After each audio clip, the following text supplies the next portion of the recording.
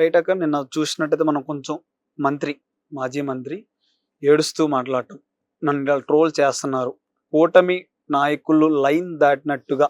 ఒక మహిళ గురించి అలా మాట్లాడడం కరెక్ట్ అంటారా? 200కి 2000కి 1500కి రోడ్డు మీద ఎలా చేసేవో ప్రతి విషయం తెలుసని ఒక ఎమ్మెల్యే అనటం జరుగుతుంది. మరి దీన్ని ఒక మహిళగా మీరు ఏకీభవిస్తారా? Irrespective of parties, irrespective of political leaders, నేను ఒక విషయం చెప్తా.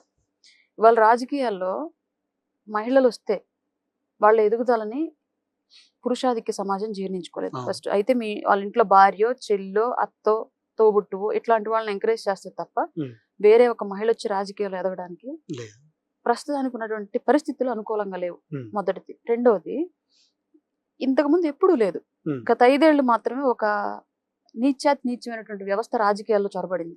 అదేంటంటే సోషల్ మీడియా ద్వారా మార్ఫింగ్లు, ట్రోలింగ్లు, జుగుప్సాకరమైనటువంటి మాటలతో మహిళల్ని వ్యక్తిత్వ హననం చేసి మానసికంగా వాళ్ళు వెనకడుగు వేసేలాగా, కుంగిపోయి రాజకీయాల నుంచి వైదొలిగేలాగా చేయడం, ఇట్లాంటి అంశాలను తెర మీదకి తీసుకొచ్చింది. వైసీపీ తీసుకొచ్చింది.